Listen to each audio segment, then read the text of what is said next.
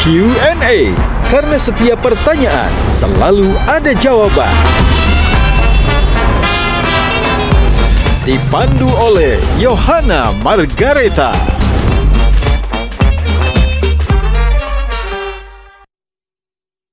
Dipersembahkan oleh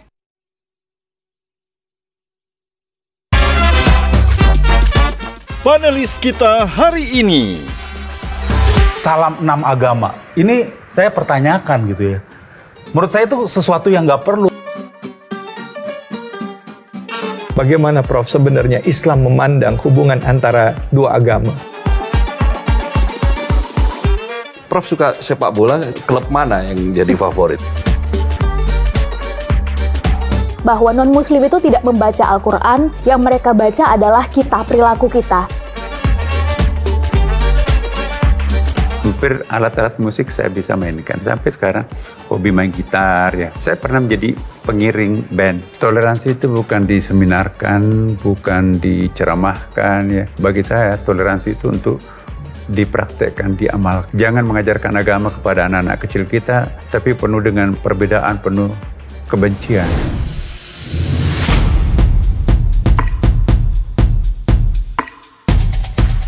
Gajah Duduk dipilih karena keunggulan dalam berinovasi, sehingga melekat di hati masyarakat secara turun-temurun.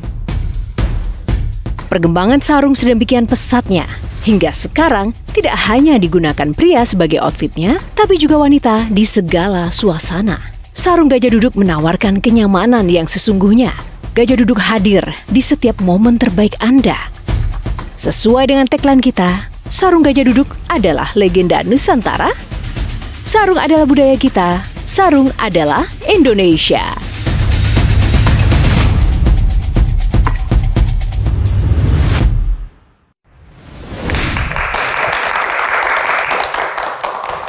Halo pemirsa, apa kabar? Jumpa lagi bersama saya Yohana Margareta dalam program paling spesial Metro TV Q&A, karena setiap pertanyaan selalu ada jawaban.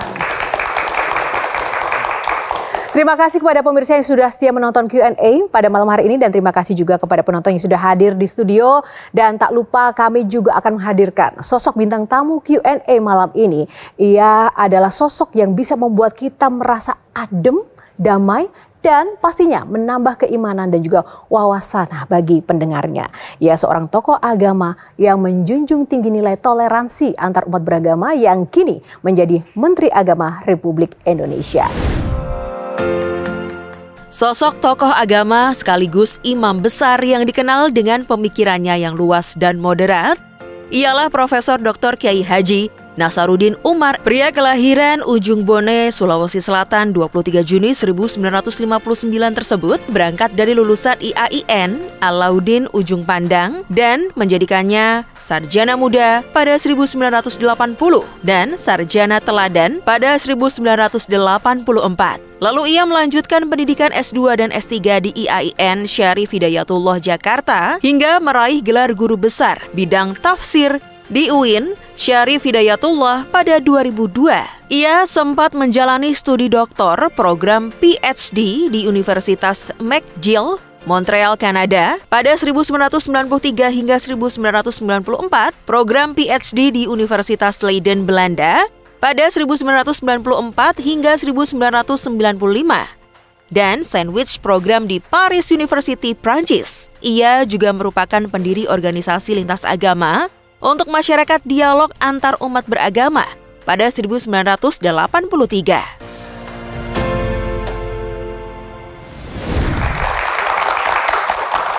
Dan langsung saja saya akan perkenalkan pada Anda bintang tamu spesial yang sudah hadir, Menteri Agama Republik Indonesia, Profesor Nasaruddin Umar. Tepuk tangan. Prof, apa kabar? Alhamdulillah. Sehat, Prof. Katanya kemarin habis sakit, masuk rumah sakit 5 hari, Prof. Bagaimana update kesehatan kali ini? Ada surat cinta Tuhan ya di depan pada acara presiden itu. Saya tergelincir masuk ke kaki saya ke lubang yang kecil, tapi ya ada sedikit putus, tendonnya dijahit dan sempat terbaring di rumah sakit. Tapi anehnya, aneh bin ajaib ya, justru saya sama sekali nggak merasakan rasa sakitnya walaupun dioperasi, dijahit ya. malah produktif. Saya bisa menyelesaikan artikel Ramadan saya 31 artikel selama 5 hari. Kan saya harus nulis setiap hari di Rakyat Merdeka, kemudian juga Media Indonesia, kemudian Detikcom. Bayangkan kalau saya sakit, pasti nggak bisa konsentrasi kan. Saya alhamdulillah sudah keluar dalam keadaan baik ya. Alhamdulillah. Tapi bisa merasakan tidak sakit padahal tendonnya terputus, itu resepnya apa, Prof? I don't know. Di situ ada obat ya. 1 botol nanti kalau nyeri dipasang melalui infus. Itu nggak pernah dipakai sampai terakhir keluar. Nah, saya malah tanya, jangan-jangan sarafnya mati. Wah, masa kalau sarafnya nggak goyang kayak gini. Jadi, this is very miracle of me. Nggak tahu apa yang terjadi. Prof, terima kasih. Kali ini kita akan berbincang dengan suasana yang berbeda, tapi masih dalam suasana Ramadan. Tentu saja penuh kebahagiaan dan sukacita, Prof. Ada 9 box, nanti di dalamnya akan banyak topik, tapi Prof hanya memilih salah satu untuk segmen kali ini. Box nomor berapa yang akan Prof pilih untuk kita menggali lagi sosok Profesor Nazarudin? Saya suka angka 9. Kita buka 9 untuk isinya apa? Ya? Toleransi. Ada sebuah fakta yang menarik di awal tahun 2025 yang kami dapatkan. Ini ada survei indikator politik Indonesia periode 16 sampai 21 Januari 2025 yang menempatkan Profesor Nazarudin Umar, Menteri Agama RI, di peringkat teratas hasil survei dengan menteri tingkat kepuasan tertinggi. Prof nomor pertama dengan perolehan 92,8, disusul Mayor Teddy, Ibu Sri Mulyani, Erick Thohir, dan yang selanjutnya ada Abdul Muti, Menteri Pendidikan Dasar dan Menengah. Profesor nomor 1 mengalahkan popularitas Menteri Keuangan yang biasanya di posisi teratas. Memangnya ada gebrakan apa sih? Allahu a'lam, saya juga nggak tahu karena saya juga nggak sadar ya. Ada 5 lembaga survei, semua menempatkan saya sebagai yang nomor pertama di situ ya. Padahal saya kok merasa belum berkeringat ya, juga merasa belum lari. Saya nggak tahu apa, tapi yang jelas bahkan sampai hari ini juga miracle buat saya kan, karena I feel I'm nothing, aku nggak ada apa-apanya. Ya mungkin kalau memang itu ada karena saya berangkat dari sebuah niat yang baik. Karena pertama itu saya menjadi menteri ini kaget aja ya, karena baru saya pulang dari Mesir waktu itu, baru mendarat, bahkan belum ganti baju, tiba-tiba hari Senin waktu itu saya ingat betul, baru sampai di rumah makan buka puasa lah. Pak Nasar, di mana? Saya di rumah, Mas. Diundang Pak Prabowo nanti jam 7, loh. Jam 6.15 saya buka puasa kan, berarti 45 menit saya harus menembus jarak Kemacetan itu. Jakarta. Nah saya karena biasanya kalau diundang menteri itu hanya the only one tujuannya itu baca doa. Saya pikir mau baca doa gitu ya. Acaranya di mana? Di Kertanegara. Kertanegara itu saya tahu kan dalamannya tidak terlalu luas ya. Karena dulu saya pernah ngantor di situ juga sama beliau ya. Lalu begitu sampai seperti apa itu, Prof? Iya. Karena saya di Mesir itu ya, sudah ikuti juga perkembangan. Di internet kan sudah beredar tuh nama-nama menteri agamanya siapa, bahkan wakil menteri agamanya siapa. Saya pikir itu sudah permanen, tinggal formalitasnya aja. Jadi saya tidak pernah berimagine akan saya diminta jadi menteri agama. Jadi, nah itu juga hal yang khusus buat saya. Mungkin biasanya teman-teman saya dipanggil itu 5 menit ya. Ya. Saya hampir 1 jam diskusi pengalaman apa di luar negeri. Dan ternyata beliau itu juga nyambung. Saya suka juga geopolitik internasional, terutama dunia Islam ya. Saya baru mengikuti seminar-seminar di luar negeri juga. Terus saya nanya, maaf Pak, saya bisa bantu di mana? Oh saya minta Anda nanti Menteri Agama. Waduh saya kaget ya. Saya ingat juga betapa besar PR nanti Kementerian Agama itu kan, ada pansusnya segala macam. Tentu yang harus melanjutkan menyelesaikan itu saya kan. Saya bilang, Pak mohon maaf Pak, sepertinya bukan saya orang yang paling tepat di membantu Bapak di dalam Kementerian Agama karena saya punya banyak keterbatasan. Ya, kalau ada orang yang lebih baik dari saya Pak, saya siap di luar struktur pun juga kan Bapak yang bagi saya sangat berjasa dalam hidup saya ini Bapak. Saya di luar tanpa struktur pun juga saya siap mendampingi. Keluarga saya dan teman-teman saya dari Nahdlatul Naim, tidak ada nama lain. Anda yang disebut sudah. Terus saya tanya, Pak, bagaimana dengan posisi saya sebagai imam besar? Kan saya juga imam besar Masjid Istiqlal. Oh, nggak apa-apa.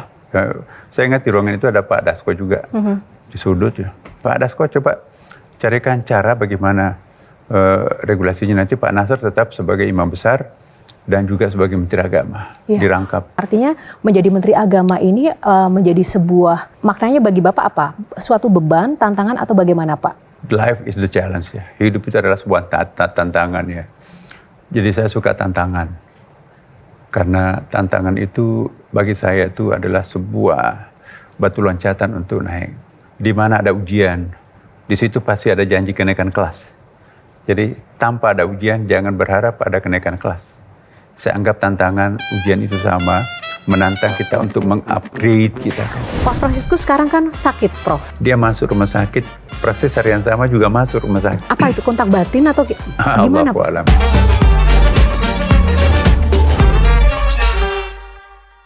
Dipersembahkan oleh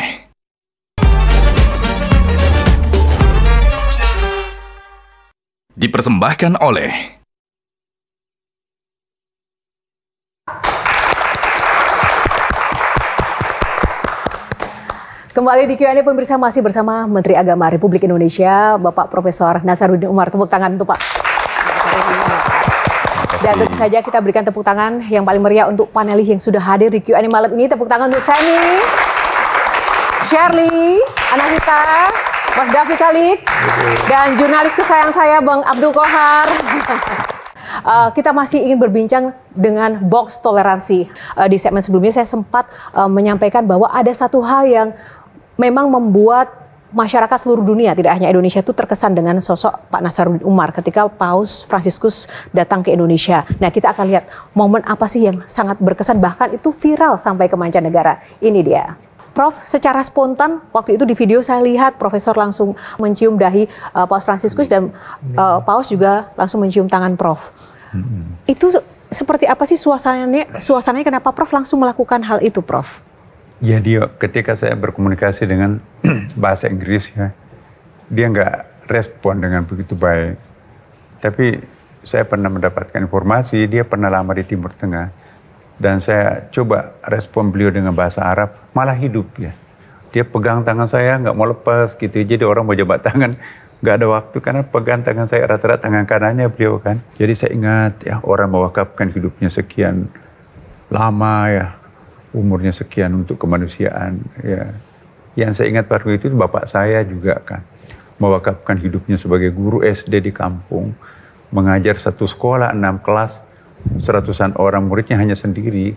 Kenapa nggak ada guru yang tahan pada waktu itu? Karena ada konfrontasi antara DITI dengan tentara ya pada waktu itu, bunuh-bunuhan. Botaknya juga mirip, wajahnya juga. Jadi ibaratnya saya mencium bapak saya sendiri ketika itu. Orang seperti ini sangat luhur. Saya ingat bayangan bapak saya. Akhirnya tidak lama setelah saya cium jidatnya, dia cium tangan saya. Dia nggak mau lepas. Ya, jadi bagi saya, oh kok ini kebalik nih. Mestinya kalau dalam tradisi Indonesia itu yang senior itu mencium tangan ya. Paus Fransiskus sekarang kan sakit, Prof. Apakah sudah sempat berkomunikasi dengan pihak Vatikan terkait dengan update kesehatan Paus atau seperti apa? Ini juga miracle nih. Dia masuk rumah sakit, proses hari yang sama juga masuk rumah sakit. Berbarengan, Prof? Hari yang sama. Apa itu, kontak batin atau gimana? Allahu a'lam.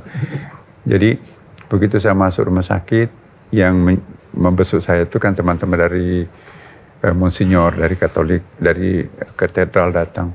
Pak, tadi juga Paus masuk rumah sakit. Loh kok janjian gitu kan. Dari situ saya tahu. Dan memang ya bagi saya pribadi, siapapun orang yang pernah berjasa untuk kemanusiaan, patut untuk kita doakan. Apapun agamanya. Itu mencontoh Nabi kan. Nabi juga pernah banyak mendoakan orang non-muslim. Nabi bahkan melakukan salat terhadap orang yang belum jelas apakah sudah muslim atau tidak. Jadi ini apa yang saya lakukan itu mencontoh Rasulullah. Bagaimana menurut Bang Kohar sebagai jurnalis senior yang selama ini juga mengikuti perjalanan karir dan kehidupan sosok Pak Nasaruddin? Ya, gini Prof. Di kita ini kan toleransi sering dibicarakan. Toleransi itu apalagi kalau lagi musim-musim politik. Jadi toleransi itu sering kali menjadi komoditas politik. Padahal kan praktik toleransi sebetulnya juga sudah banyak dijalankan oleh masyarakat.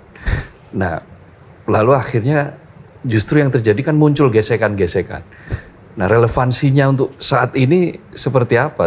Toleransi itu mestinya dibangun gitu. Langsung sudah praktek aja, tunjukkan saja seperti kayak Prof. Nasaruddin tadi. Toleransi itu bukan diseminarkan, bukan diceramahkan, ya, bukan ditulis dalam buku, tapi bagi saya toleransi itu untuk dipraktekkan, diamalkan. Maka itu saya sekarang ini sedang menggagas di Kementerian Agama kurikulum cinta.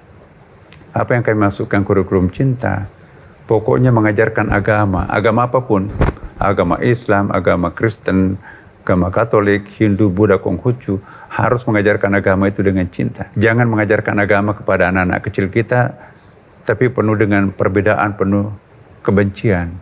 Itu bukan mengajarkan agama. Agama sesungguhnya itu, semua agama itu adalah mengajarkan kedamaian, ya, ketenangan, kesyahduan, persahabatan, humanity. Bagi saya humanity is only one, there is no colors, ya kan. Kemanusiaan itu sama kok. Kullu mauludin yujadu alal fitrah. Fitrah itu betul-betul hanif, itu nurani yang sama untuk satu sama lain. Nah, ini yang kita akan sisir semua kurikulum. Jadi jangan menekankan ayat-ayat, dipotong-potong ayatnya, kemudian memprovokasi kita untuk membenci yang lain, walaupun itu tujuannya untuk mengistimewakan agama sendiri. Ini yang kita harus. Terima kasih, Prof. Kalau Bang Saimik, kenapa sangat serius sekali mendengar Prof menjelaskan soal matematikanya atau soal spiritualnya? Enggak, soal toleransi itu saya sedikit setuju dengan Bang Kohar bahwa sebenarnya tanpa diajarkan manusia itu pada dasarnya ada toleran. Bahkan saya beragama Kristen dengan seorang yang beragama Hindu Bali, rekan saya, kalau janjian setelah jam 6 nyebutnya bada maghrib, padahal nggak ada yang sholat satupun gitu. Artinya ya istilah-istilah itu sebenarnya sudah melekat kepada kita. Justru yang saya mau tanyakan ini, ada beberapa kebijakan, saya nggak tahu dari Kementerian Agama atau dari mana, itu yang menurut saya ya kosmetik. Contoh salam 6 agama. Ini saya pertanyakan gitu ya. Menurut saya itu sesuatu yang nggak perlu. Apalagi kalau nanti agama yang diakui Indonesia udah 20. Itu gimana ya? Salam 20 agama. Ini sebenarnya kebijakan siapa sih, Prof? Saya ingin tahu aja gitu. Kalau menurut saya sebaiknya salam menurut agamanya lalu diikuti oleh salam nasional cukup. Nggak usah Assalamualaikum, habis itu Shalom, habis itu salam ini. Terus yang kedua, justru hal-hal yang esensi terlewat. Contoh, Jokowi kita kenal ya, itu ya produk politik tadi, selalu mengajukan ide-ide toleransi. Tapi dalam pemerintahan Jokowi ada satu SKB 2 menteri, yang tidak dibatalkan juga oleh beliau. Sampai hari ini masih berlaku ya, Prof? Nah, itu menurut Prof gimana soal SKB 2 menteri? Karena itu memicu juga konflik horizontal ketika ada pembangunan rumah ibadah. Oke, gitu. Yang pertama adalah terkait dengan 6 salam, yang kedua terkait SKB 2 menteri. Silahkan, Prof. Bagus sekali ya, orang yang berpendapat seperti Adinda itu banyak. Tapi saya kira lebih banyak lagi orang yang tidak keberatan dengan salam itu semua. Bagi saya pribadi kan, universal values itu kan tidak mesti harus ada dasar formalnya kan. Apa yang sudah menjadi universal values, nilai-nilai universal dalam satu masyarakat itu, sepanjang tidak ada yang keberatan, apalagi kalau sepanjang hal itu merasa diwongke istilah Jawanya kan, what's wrong? Kita memberikan sesuatu yang menyenangkan orang lain, sepanjang itu tidak merusak akidah masing-masing, what's wrong? Jadi kita lihat betapa indahnya sebuah komunitas itu. Kalau 6 komunitas itu kita berikan haknya semuanya. Jangan mentah-mentah minoritas, Anda nggak usah saya doakan. Salam itu kan doa sebetulnya kan. Jadi ini sebuah itikat luhur ya. Sekecil apapun popularitas keagamaannya, misalnya Konghucu, you still have right ya. Kalian Anda punya hak sebagai warga negara. Jadi ya terimalah aspek positifnya. Memang mengurangi waktu sedikit kan. Karena itu kan berapa detik dipakai untuk menyebutkan semuanya. Tetapi sebagai adat ketimuran, kearifan lokal kita akan lebih adil, lebih enak itu kalau kita memberikan haknya orang, sekecil apapun orang itu harus disapa. Jadi yang paling penting itu titik temunya encounters antara negara dan agama. Sepanjang itu tidak ada yang dilanggar dan sepanjang itu memberikan dampak positif demi mempererat hubungan silaturahim satu sama lain, what's wrong? Saya kira nggak ada masalah. Yang pertanyaan kedua ya, Semi tadi, SKB dua menteri. Begini, Pak Jokowi itu memang SKB itu kan dulu ada historical background-nya ya kan. Ya, SKB itu kan juga bagi para penggagasnya pada saat kondisi objektifnya pada masa itu mungkin sangat bermanfaat pada masanya ya kan. Nah persoalannya apakah situasi melahirkan SKB itu still exist today, masih ada sampai sekarang ini atau memang sudah nggak ada. Nah dalam kaidah hukum kita itu kan ada yang disebut dengan al-hukmu yadur ma'al illah. Jadi hukum itu eksis bersama dengan penyebabnya, ya, ilatnya. Nah, jadi kalau masyarakat kita nanti menyadari bahwa SKB 3 Menteri itu masih relevan, nah kita akan mengukur lagi secara demokratis ya kan. Jadi itulah konsekuensinya kita hidup dalam masyarakat yang plural, kita harus menghargai demokrasi. Saatnya kita buka box kembali, Prof. Pilih nomor berapa? Tadi sudah 9, sekarang nomor? Apa ya? 7 lah. 7. Kita buka box nomor 7. Hasanah kehidupan. Baik, hasanah kehidupan langsung saja saya lempar kepada sahabat Prof. Mas David. Kalau dibilang sahabat bukan, saya murid beliau. Saya anak beliau. Jadi saya kalau cerita tentang Prof nggak kuat. Karena selama saya mendampingi beliau dalam acara Hasanah Islam, beliau selalu kasih motivasi sama saya. Bahkan beliau mengencourage saya untuk ambil sekolah, ambil S2, ambil S3. Saya respect sekali sama beliau, dan beliau benar-benar orang yang tidak hanya ngomong, tapi benar-benar menunjukkan lewat sikap dan perbuatannya. Saya mohon maaf kalau cerita beliau. Terima kasih Prof. Terima kasih banyak Prof sudah memberikan perubahan dalam hidup saya. Saya melihat bagaimana beliau sebagai seorang guru, sebagai orang tua, banyak memberikan terobosan-terobosan. Banyak memberikan pemikiran-pemikiran baru bagi saya, Mbak. Contoh ada beberapa terobosan yang Prof lakukan sebagai imam masjid Istiqlal. Beliau banyak melakukan perapian di masjid. Bahkan ada satu yang sangat fenomenal, terowongan antara dari Masjid Istiqlal dengan katedral. Ini saya seperti dibuka pikiran saya, yang kita berpikir bahwa biasanya masjid itu eksklusif hanya untuk kaum muslimin, ya gereja hanya untuk orang Kristen gitu. Tapi ini dibikin satu jembatan atau terowongan yang menghubungkan antara dua agama. Izin Prof, ini mumpung karena kita ditayangkan di malam turunnya Al-Quran, Nuzulul Quran, bagaimana Prof sebenarnya Islam memandang hubungan antara dua agama? Karena pemikiran orang tentang Islam seringkali yang nggak kenal Islam itu garis keras. Islam itu tidak mengenal nilai toleransi. Bagaimana Al-Quran dibicarakan mengenai toleransi? Gitu. Terima kasih banyak, Prof. Iya. Hampir tidak ada yang setuju ide gila lah. Kenapa? Itu kan mahal ongkosnya ya. Karena harus di bawah jembatan itu ada rupanya pipa besar bangunan Belanda itu. Pipa PAM. Nah kalau kita membuat terowongan harus lebih dalam lagi. Jadi terpaksa dalam pakai lift turun ke bawah. Saya minta izin ke Pak Jokowi pada waktu Pak ditanya juga kenapa Anda mau membuat terowongan, kenapa bukan jembatan penyeberangan kalau itu memang tujuannya untuk silaturahim, atau dibikin semacam jembatan ditinggikan sedikit ya penyeberangannya di situ supaya nanti orang bisa lalu lalang katedral dengan Istiqlal. Saya bilang Bapak Presiden, yang kita ingin buat bukan terowongan yang menghubungkan dua masjid, tapi yang kita akan bangun adalah ikon. Yang kita akan bangun adalah simbol toleransi yang sangat-sangat unik. Ya, langsung disetujui. Saya setuju pendapatnya Pak Nasir, langsung Menteri PUPR merealisasikan itu. Dan alhamdulillah sekarang ini menjadi betul-betul ikon toleransi yang this is the only one in the world. Saya diundang ke United Nations ya di New York. Beliau juga di Sekjen PBB itu juga menanyakan apa persis pertanyaannya tadi, kenapa itu terjadi ya. Saya bilang kami ingin membuktikan bahwa Islam dan agama Abrahamic religion itu juga punya visi yang sama sih sebetulnya. Nah, terowongan ini saya kira satu-satunya terowongan seperti ini. Dan saudara-saudara kita di Katolik itu tidak bisa melakukan acara besar karena nggak ada parkirnya. Waktu dibangun katedral itu lebih 100 tahun yang lampau ya kan. Teman-teman kita di katedral itu bisa menggunakan parkir yang luas itu di Istiqlal. Dan mereka masuk melalui terowongan. Berarti dia nggak memamerkan diri di depan masjid, karena masuk di masjid, keluar dari terowongan itu pas di pintu katedral. Jadi toleransi melalui join parking, jadi parkir bersama gitu kan. Itu yang kita lakukan. Jadi Mas David ini, Mbak, beliau adalah mahasiswa kami di Universitas PTIK Jakarta ya. Saya ajak Mas David, Anda sudah banyak malam melintang di mana-mana.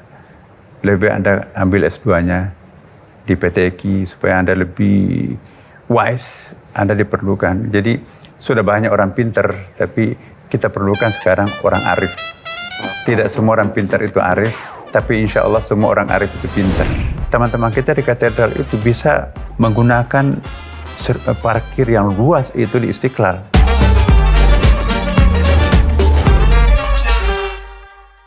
Dipersembahkan oleh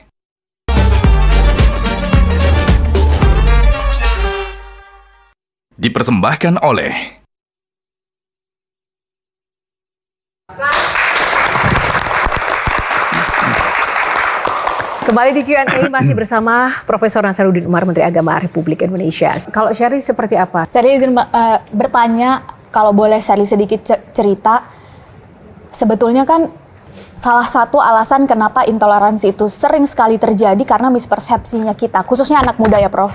Kami gagal atau kita gagal membedakan mana ajaran agama dan pemeluk dari ajaran itu Prof. Semisal, seorang muslim melakukan tindakan A Prof. Dan akhirnya dia dihakimi bahwa itu adalah wajah Islam. Terlebih kalau itu adalah sesuatu yang buruk. Dan demikian juga sebaliknya, misalnya Nasrani melakukan tindakan B, kemudian publik melihat, wah ini adalah wajah Kristen nih. Alhasil kita seolah-olah antara pemeluk ajaran dan ajaran itu adalah satu hal yang sama Prof. Sehingga jadi sangat relevan Prof ketika Habib Nurmagomedov, seorang juara UFC tak terkalahkan dari Dagestan Rusia, pernah mengatakan yang ini kena banget bagi kami khususnya anak muda Prof, bahwa non muslim itu tidak membaca Al-Quran dan mereka juga boleh jadi tidak membaca Al-Hadis. Yang mereka baca adalah kita, perilaku kita.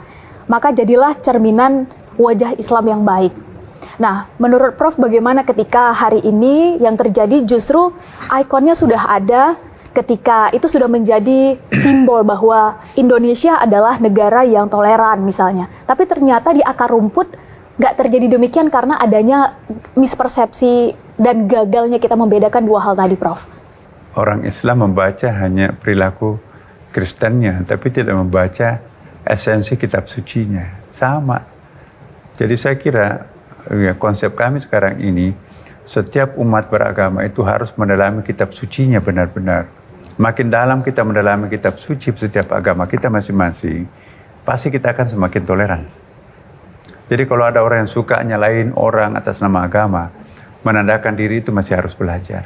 Tapi kalau sudah tidak menyalahkan orang lain, sibuk menyalahkan orang lain, tidak juga meratapi kesalahannya sendiri, tapi diam-diam menyelesaikan persoalan tanpa menepuk dada, itulah yang saya tadi maksudkan sudah arif ya. Jadi kalau kita ingin mencapai puncak-puncak kearifan ya, gunakan referensi akalnya dan referensi batinnya. Tepuk tangan untuk Profesor Nasaruddin. Yang spesial lagi dari Prof. Nasaruddin itu sebenarnya bukan hanya nilai-nilainya, tapi posisi beliau adalah salah satu dari 7 penasehat Kerajaan Arab Saudi yang berasal dari luar Arab. Yeah. Nah, Prof, dengan posisi yang spesial itu, apa sih manfaatnya buat masyarakat Indonesia dalam praktek sehari-hari, Prof? Ini juga miracle juga buat saya. Waktu itu di Amerika ada seminar ya. Terus saya ditelepon pakai berbahasa Arab. Pakai bahasa Arab, ternyata itu dari Pak MBS ya. Muhammad bin Salman, ya, putra mahkota. Ya. Dia minta saya intinya itu untuk masuk sebagai advisor dari yayasan yang dia bentuknya, Darul Hadis di Madinah.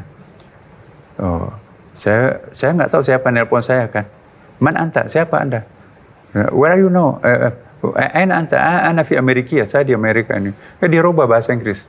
Akhirnya saya kok menangkap ya rasa bahasa Inggrisnya itu lebih terasa diplomatisnya ketimbang bahasa Arab. Nah, saya minta Anda masuk menjadi advisor.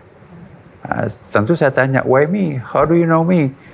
Oh, I know you. Pokoknya minta. Oh ya, saya langsung kan ini kan bukan ajakan sembarangan kan. Saya pikir banyak, rame-rame, mungkin ratusan orang. Saya di Indonesia kan. Oke, it's okay. Tapi begitu ada SK-nya, loh, cuma 7 orang. Nah, saya di situ sendiri merasa orang non-Arab gitu kan. Jadi saya tanya, kenapa? Saya juga heran. CV, kurikulum vitae saya kok lebih 20 halaman di situ. Sudah diterjemahkan ke dalam bahasa Arab, dibaca juga oleh advisor yang lain. Saya juga dikasih CV-nya yang lain-lainnya. Nah, jadi salah satu tugas kita itu adalah bagaimana mempromosikan moderasi Islam. Dan mereka menganggap Indonesia itu punya poin khusus ya. Negara Anda paling plural, tapi paling rukun.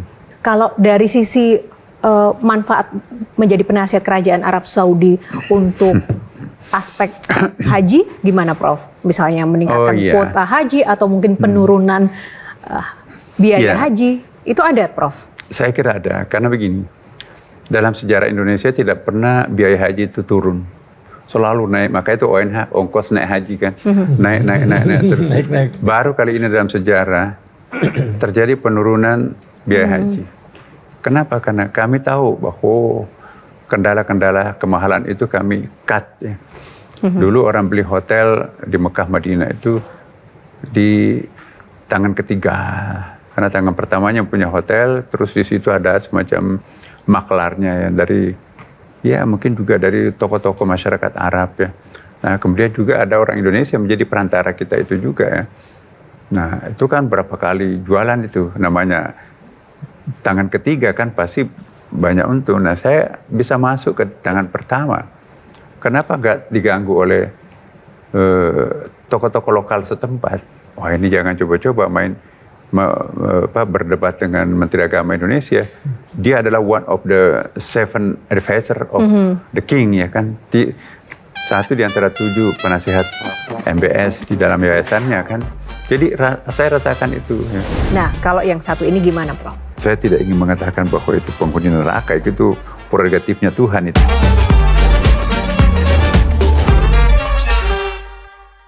Dipersembahkan oleh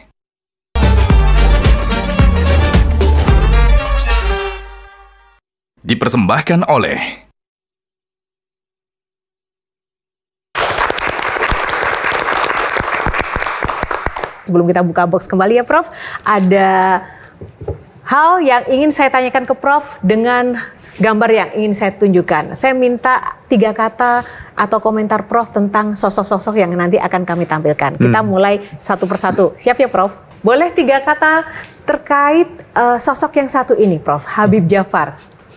Produktif. Yang kedua? Dia bisa menjadi teladan. Produktif, teladan. Dan yang ketiga sahabat saya. Baik, yang kedua 3 kata. Wah, yang pertama adalah presiden kami. Yang kedua sahabat kami lah. Sahabat. Yang ketiga Prof? Istiqamah, konsisten. Baik. Paus Fransiskus. Iya, persamaan.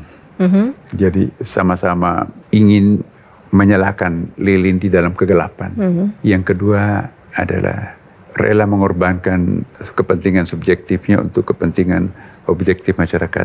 Artinya pengorbanan. Yang ketiga adalah keluhuran.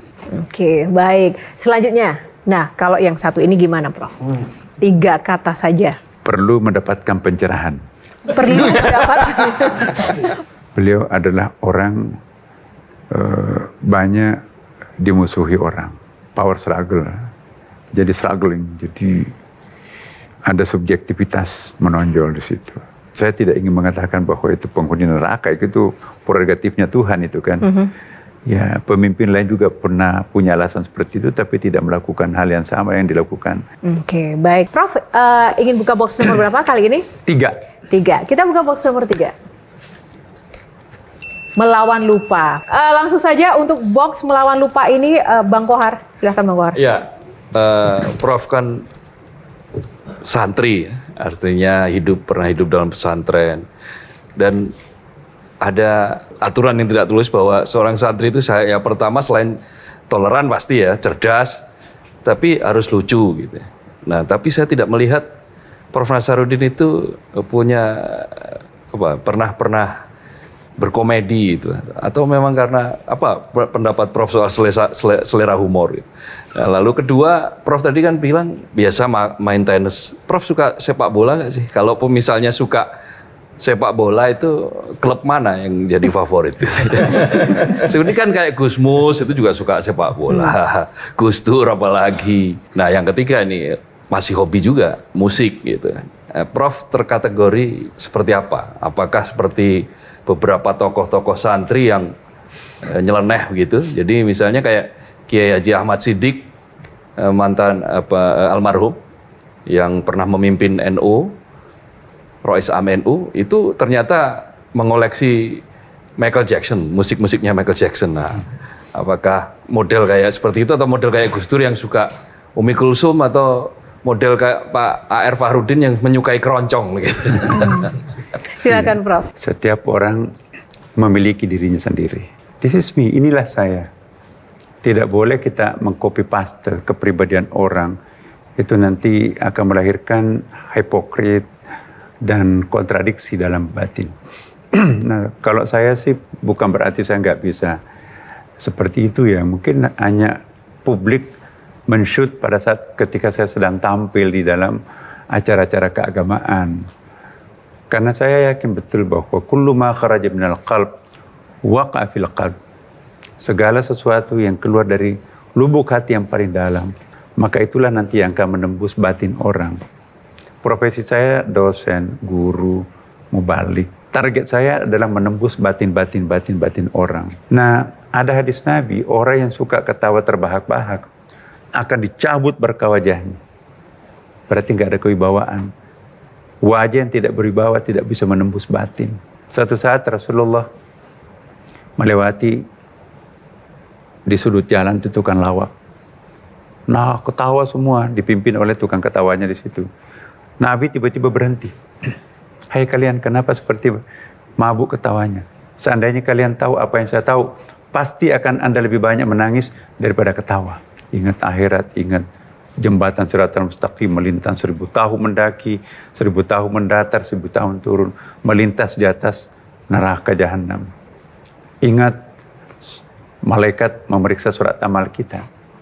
Jadi kalau kita mengajak orang untuk mabuk, ya jangan-jangan kita mengajak orang untuk menghilangkan wibawa wajahnya. Tapi di tempat lain juga kita ketawa juga. Tidak manusiawi kalau orang, tidak normal kalau orang itu nggak pernah ketawa. Itu. Nah, ini kalau bicara ketawa ini kayaknya yang paling deg-degan Semi deh, karena kerjaannya membuat orang tertawa. Iya. Bahkan kalau saya 7 menit di panggung nggak ada orang ketawa, saya lebih baik pulang aja gitu. Stres. Jadi tapi jangan salah, ada hadis Nabi juga dalam agama Islam, Adinda ya.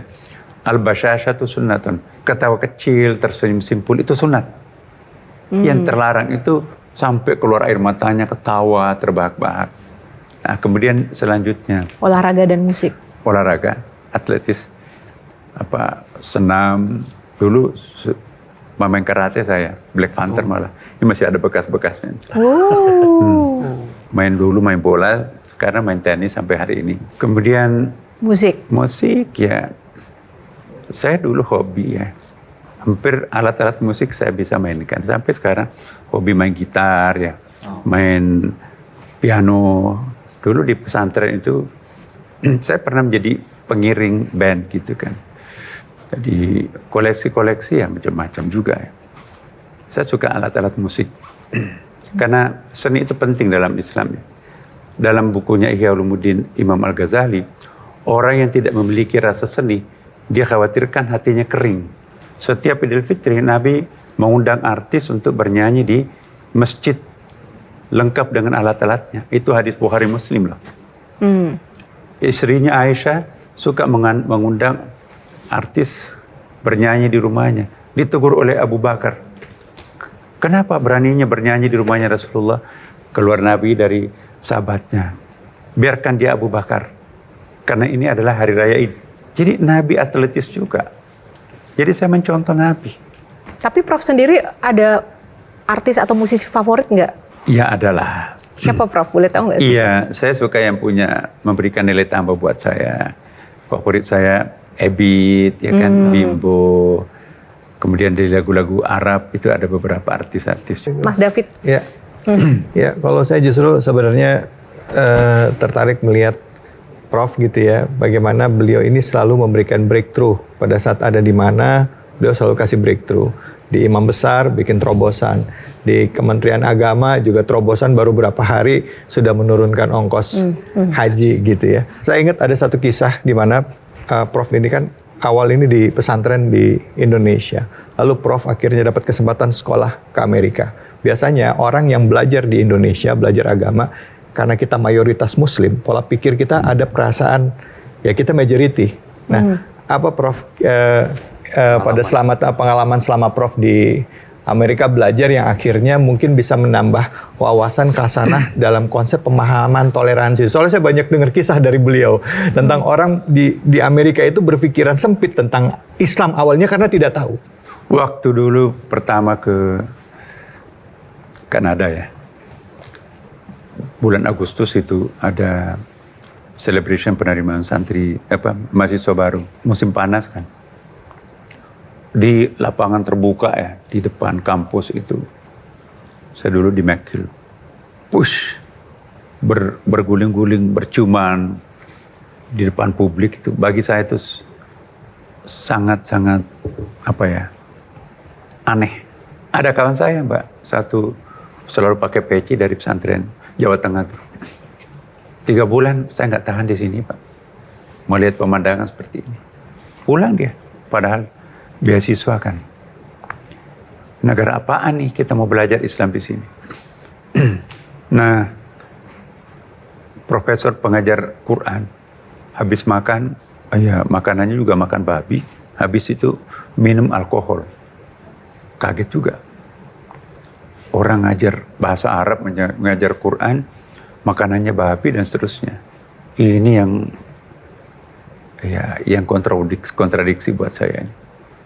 Tapi saya ingat juga ada pepatah dalam bahasa Arab itu, undur maqala la tandur man qala. Lihat apa yang diucapkan, jangan melihat siapa yang mengucapkan. Oke, saya ambil positifnya mereka, saya buang yang negatifnya. Jadi saya kira menjadi bijaksana kan seperti itu. Kita falsafahnya NU itu al-muhafadzah alal qadim salih wal akhdhu bil jadidi aslah. Melestarikan sesuatu yang masih positif, ya, mengambil sesuatu yang lebih baik gitu kan. Jadi ini yang kita harus, karena kalau kita protes semua yang berbeda dengan kita, itu overloaded nanti kita menjalani kehidupan. Tugas kita justru harus menjadi bridging antara dua peradaban ini. Jembatan antara diri saya sendiri supaya tidak terjadi split personality kan. Kepribadian ganda ini kan nggak boleh terjadi. Nah itu menambah kematangan kearifan kami. Luar biasa. Terima kasih Prof dan rekan-rekan panelis untuk momen yang luar biasa di Q&A kali ini. Banyak hal yang tadi sudah kita dapatkan dari Profesor melalui rekan-rekan panelis juga. Nah sebelum kita sudahi sesi yang luar biasa ini, Prof izin berdoa bersama untuk bangsa Indonesia dan juga mungkin untuk orang-orang yang Profesor sayangi, termasuk Paus Fransiskus yang saat ini sedang sakit. Mungkin berkenan untuk memimpin doanya. Izinkan saya memimpin doa secara agama Islam yang lain kita bisa menyelesaikan. Bismillahirrahmanirrahim. Alhamdulillahirrahmanirrahim. Hamdan syakirin, hamdan na'imin, hamdan yuafi ni'amahu wa yukafi mazidah. Ya Rabbana lakal hamdu kama yanbaghi li jalali wajhikal karim wa 'azimi sultanik. Allahumma shalli wa sallim alaihi. Ya Allah Tuhan kami, inilah kami para hamba-Mu, kembali menyerahkan diri ini sepenuhnya kepada-Mu ya Allah. Sisa-sisa umur yang Engkau pinjamkan kepada kami ini, bimbinglah, tuntunlah dan bantulah kami agar tetap konsisten berjalan di atas rel yang benar. Hindarkanlah kami jalan yang menyimpan dari rel kebenaran ini. Tunjukkanlah kebenaran itu benar dan berikan kemampuan untuk menjalani kebenaran itu. Tunjukkanlah kebatilan itu adalah hal yang batil dan berikan kekuatan untuk mencegah diri kami dan keluarga kami untuk menjalani kebatilan itu. Ya Allah, ya Tuhan kami, bimbinglah kami agar benar-benar kami menjadi manusia suci pada bulan suci Ramadan ini. Anak-anak kami sebentar lagi kami akan tinggalkan. Saya titipkan kepadamu ya Allah, semoga menjadi anak yang saleh. Orang tua kami mungkin sudah banyak melakukan sesuatu. Ampunilah dosanya, lipat gandakan pahalanya. Kami juga menitipkan bangsa dan negeri kami tercinta ini. Tuntunlah pemimpinnya, tuntunlah rakyatnya untuk meraih baldatun thayyibah wa rabbun ghafur, negeri yang sangat indah dan penuh pengampunan Tuhan. Tuhan yang Maha Kuasa, Tuhan Maha Pengasih, Tuhan Maha Penyayang. Assalamualaikum warahmatullahi wabarakatuh. Waalaikumsalam. Sekali lagi terima kasih untuk waktunya Prof dan juga rekan-rekan panelis yang ada di sini, teman-teman audiens yang hadir di studio, dan tentu saja Anda pemirsa yang di rumah yang sudah setia menyaksikan Q&A pada malam hari ini. Semoga menginspirasi Anda dan kita akan bertemu dalam episode yang menarik lainnya. Dan tak lupa kami juga ucapkan terima kasih untuk Sarung Gajah Duduk Legenda Nusantara yang ada tulisan Arabnya yang sudah menyediakan busana yang saya kenakan pada malam hari ini. Dan pemirsa, saya Yohana Margareta undur diri, sampai jumpa minggu depan. Bye, selamat malam. Prof, terima kasih. Gak apa-apa, Prof. Metro TV. Jelajahi cara baru mendapatkan informasi. Download Metro TV Extend sekarang.